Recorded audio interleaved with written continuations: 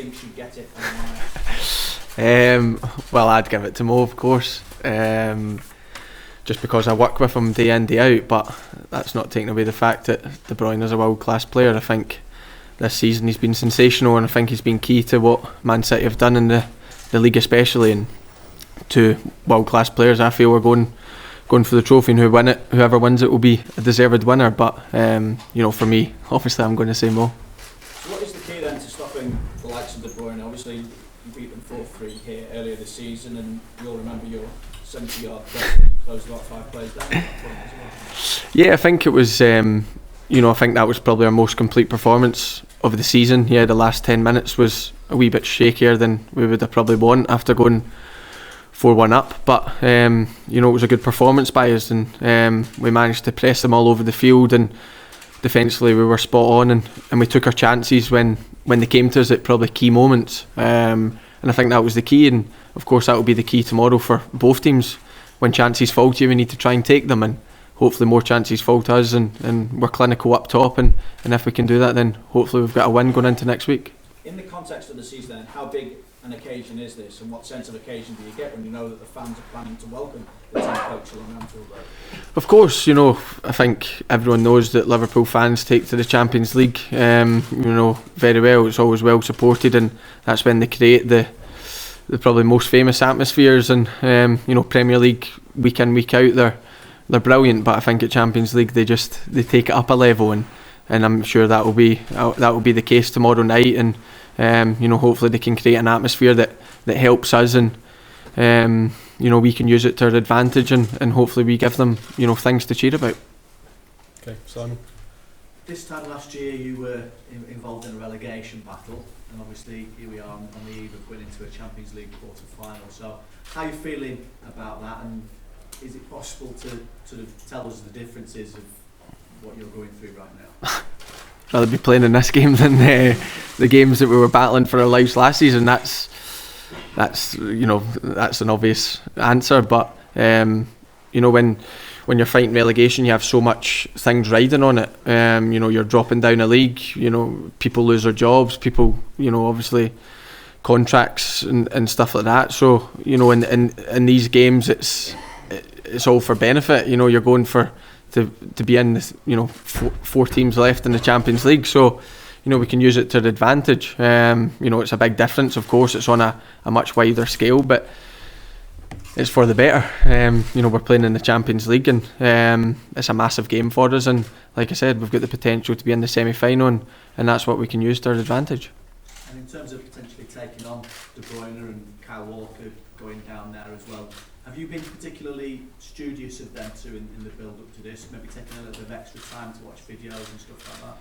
Yeah, of course. You need to look out for your opponent. You need to know who you're up against and what their strengths and weaknesses are. But as a team, I think we'll look at it individually. Of course, we will do that as well. But as a team, we need to work together and work in 2s and 3s and try and get the ball back as quickly as we can, and double up on people that we need to double up on when in defensive situations. And if we can do that and keep their top players quiet, then and get our top players in the game and let them create the chances that they've done all season, then, like I said, hopefully we can come out on top and have a lead going into the Etihad.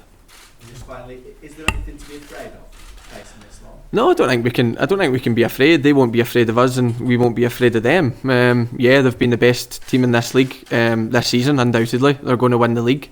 But we need to. It's 2 games. It's a one-off in the Champions League, and we've got every right to be in the quarterfinals as they do, and there's no seeding in it, so it'll be a big occasion, but we'll look forward to it, and we won't feed it, but we'll obviously be cautious of their strengths. Okay, Ziad. Andrew, so following up on his question, they depend a lot, City, on their wide men. For you personally, how are you looking for this happen? What are you looking for from their side and your side?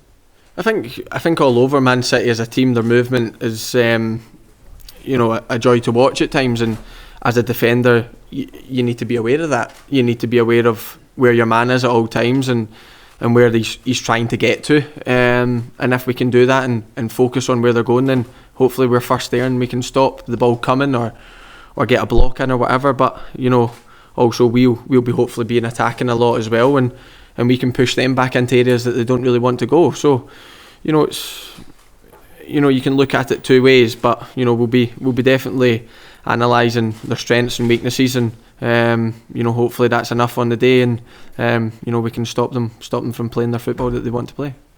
Okay, Ian. Hi mate, you talk about trying to keep their best players quiet, but as a team, your defensive record this season against other big teams, City, Tottenham, United, Arsenal, Sevilla in the Champions League, does appear to indicate that that's not one of your strengths. So can you really hope to keep a team like City quiet over 2 legs, or is your best chance of getting through to basically get through at the end of a 2-leg shootout with lots of goals?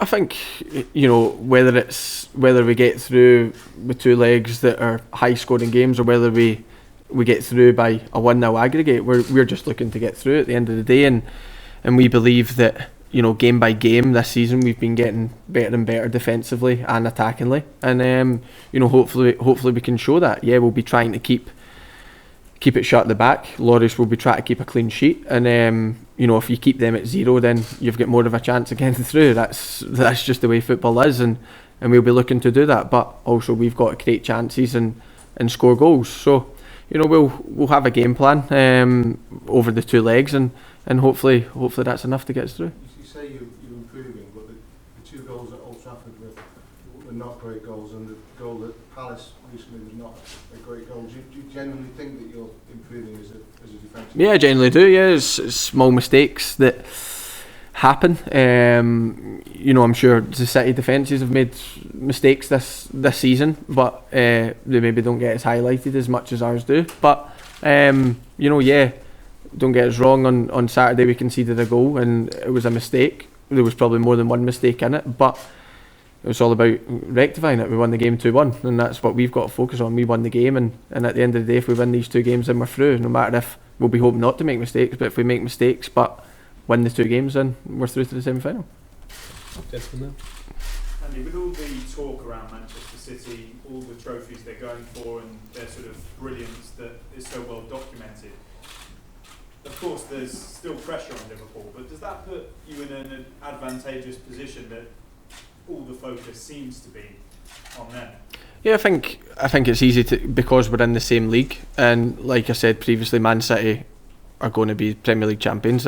They only need one more win, so they will be, and they've been the best team in our league this season, hands down. And yeah, they're going for a lot of trophies, and that can maybe give them a wee bit added pressure. But we'll be, like I said, Champions League's completely different, and we're in the quarterfinals, and we don't feel as if we're lucky to be here. We've deserved to be here. We've played the same amount of number of games as they have, and we're at the same point. So we'll be looking to get through, but you could say there's maybe a wee bit more pressure on them if they know they're the best team in the league. So they're playing against the team that are third just now. So maybe a wee bit more pressure on them, but we can hopefully use that to our advantage, and if you want to say we're underdogs, then so be it. Any further questions? Online. You obviously like to get forward and attack. When you come against a team that's got Kyle Walker, De Bruyne, Sterling, who all come down your side, does that make you think twice about pushing forward? No, I don't think it makes me think twice about going forward. If there's a chance to go forward, then I'll be going forward to try and create a chance. Me and Sadio will probably be on that side, and if that's the case, then we'll hopefully be causing them problems going back the way. And also we need to be switched on defensively. We always have to be, whether it's whoever you're playing against. And we'll hopefully be like that, and we'll get back into our formation quite quickly if we break down. But at the end of the day, we're at home, and we need to create chances, and we need to, like I said, try and get the fans behind us, which they will be, and the only way to do that is create chances and score a couple of goals, and hopefully we can do that by if I can help getting forward and try to create chances, then that's what we'll do. Okay. Any final questions?